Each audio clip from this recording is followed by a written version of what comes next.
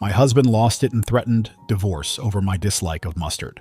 We dated for 5 years before getting married. We are 34 years old. In case it matters, I'm a woman and he's a man. I have no food preferences. Actually, I'm really daring, and whenever I go anywhere, I always make it a point to eat foods that have unique or strange ingredients, just so I can say I've tasted them. Very few foods are off limits to me. Mustard is one of them, the condiment. It doesn't appeal to me. I simply don't. It's an awful flavor that is really powerful and overbearing. I've tried everything: yellow, honey, artisan, brown, spicy, stone ground. You name it. I've given them everything a try, simply said I don't like them. For whatever reason, my hubby never got this. Particularly honey mustard. He adores mustard. He dips his fries in it and uses it on all of his sandwiches. And each time he makes an attempt to get me try it. He'll say, "This time I'll like it. I'm a mature woman. I'm aware of my dislikes. Moreover, I detest mustard." I'll say no, at which point he'll label me picky and we'll get into a little dispute. We were returning from a weekend trip together last night when he stopped at a gas station to grab us a quick bite. He received a mustard-slathered hot dog. I chose to keep things simple even though I got one. Even if I don't particularly enjoy hot dogs, I will nevertheless consume them. He inquired about what I had on mine as we were in line. I kept my words to myself. He really became enraged and took it from me. Telling me to grow up and quit being choosy, he marched over to the condiment counter and started placing mustard on my hot dog. I simply left and got into the car. I had lost all desire for the ducking hot dog. I had lost my appetite. When he returned, he started yelling at me for making him look even worse. It was the first time ever that the term divorce was spoken.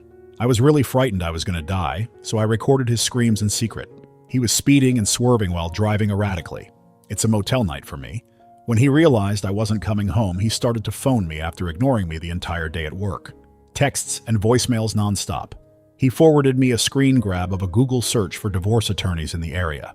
I have been crying in this ducking hotel room and I haven't eaten all day. My wish is to just have eaten the ducking mustard because I don't want to get divorced. Please, someone, please explain this to me. Do I face any danger? Why would he respond to one of my preferences in this manner? Right now I'm utterly broken.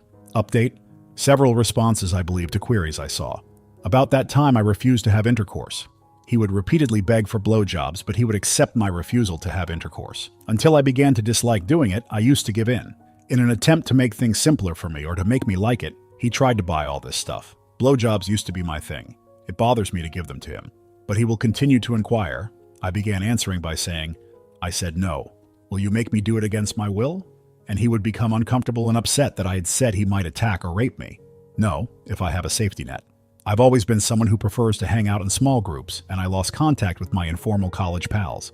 He is my pal. The fact that I don't really have any pals of my own makes me feel like a loser. My mom lost away lately from heart failure, and my dad passed away while I was a teenager.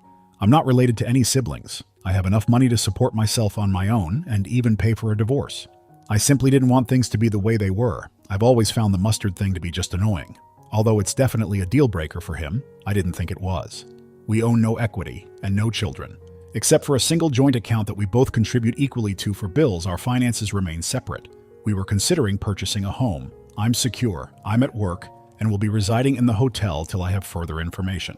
He hasn't stopped texting. I've pushed his hand by refusing to connect or return home, despite one message saying that he loves me and doesn't want to lose me. I have not responded. I am at a loss for words. My favorite takeout was something I had to push myself to eat late last night, but it tasted like cardboard. I spent a late night making a note of all the instances in which he displayed concerning conduct. The mustard is just the very tip, I suppose. Update 2. He's turned back on me and said he never wants to see me again, so I guess that will give me more time to finish the book that someone on RA recommended. I can't remember the title. I'll admit that I thought about just going home while I was at work, picturing the empty room that would be waiting for me after 5. But I knew what was in store for me. I'm too exhausted to give him the kind of apology he would need to get things back to normal. Sincerely, I worry that being a part of our normal may harm me. I also have no desire to apologize. You guys have confirmed for me that I've done nothing wrong, which is what I believe. I always thought I was the one upsetting the tranquility.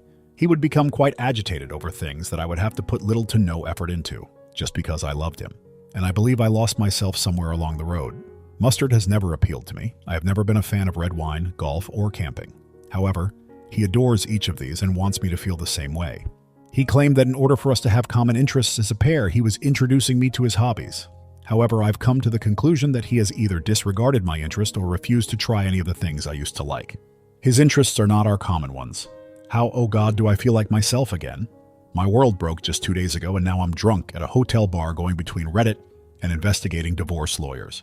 I still have no desire for a divorce. It's quite enduring. I never thought I would be divorced. I used to believe that I made every decision on purpose. I used to be really proud of it. Still, he's choosing this for me. It also hurts. Update 3. First of all, my company encouraged me to take this week off. I'm going to use it to look for a therapist who specializes in sexual assault and domestic abuse, of which I now recognize that I am a victim. I am numb all over. I'm also researching attorneys for divorce. Second, he located the lodging facility where I was staying. I assume he trailed me after work. He was in the lobby, waiting. God, I realized that I was not missing him at all, and my heart skipped a beat. I need to get over my fear of causing a scene, so I just sat with him in the lounge area and chatted. I'll give a brief overview. I indicated that he would be caught on camera if he attempted to harm me, and I would immediately file charges. After expressing his utter disbelief, he promised never to harm me. I told him about my concern for my life in the vehicle. He disregarded me. Why wasn't I going home? He questioned. Because you're divorcing me, I answered him, looking absolutely blank. He claimed he was just angry and didn't intend it. Normal people express their upset in a healthy way, I said. You made threats to dissolve our union. You have my serious attention. Feeling angry, he asked me if I was suggesting that he wasn't normal. Sincerely, I simply wanted the conversation to end, so I told him there was no use in continuing if that was all he had heard. I informed him that if he hadn't found a lawyer yet, he should definitely start looking for one as well. All this over one mistake? Was his angry response. I just kept staring at him. He took a firm hold of my wrist as I started to stand up, and I pointed at the camera once more. This infuriated him even more. He was never able to take ego slights well. One error. It was more than one error. It was a years-long pattern of abuse. It was frightening and menacing. I threatened to call the police if he tried to contact me in any other way than just emailing me the information for his lawyer. He released me. I want to claim that I celebrated in my room like a badass. I threw myself onto my bed and started crying. I was just depressed, furious, and sick. He genuinely has no concern for me. I've started contacting nearby therapists and sobbing occasionally. God, why is it so difficult to locate one? It's unacceptable how many therapists advertise yet don't actually take on new clients. I also looked into support organizations for victims of domestic abuse and assault. My life has dramatically transformed in less than a month. Furthermore, he has no regrets at all. All he thinks is that I'm to blame. Update 4. My divorce attorney is here. For now, that's all I feel safe disclosing on this site. It should be noted that I have relocated. I feel protected and at ease. I'm able to work from wherever because, to my job. There are no trackers on my phone, and neither does my STBX know where I am. I communicate with individuals and groups who support me. The number of calls and texts dramatically increased earlier this week. I was told to just muffle his messages and leave him unblocked in order for me to get them. I was curious, so I read a few. He asked me to join his family for Thanksgiving dinner. He pleaded with me to change my attitude, but how was he meant to tell his family? Thursday arrived and quickly passed. My dinner was a pair of ready meals that I had purchased the previous evening. I would like to take a moment to speak with you about my mother. With the exception of the occasional visit from friends, there were just the three of us every holiday season, so my mother never prepared a turkey. She would purchase a rotisserie chicken and add stuffing, garnishes, etc.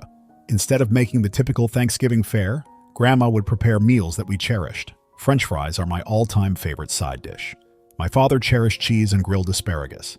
Thus, we would enjoy my mom's favorite dish, garlic bread, along with rotisserie chicken, French fries, and asparagus. I seem to have told my mom loudly that I didn't enjoy actual conventional Thanksgiving cuisine the first time I tried it at a friend's house and asked where the fries were. So this year I got some asparagus, fries, garlic toast, and a few slices of rotisserie chicken in place of the Thanksgiving fare my STB ex-husband's family usually makes. The supper prepared by my mother was far superior.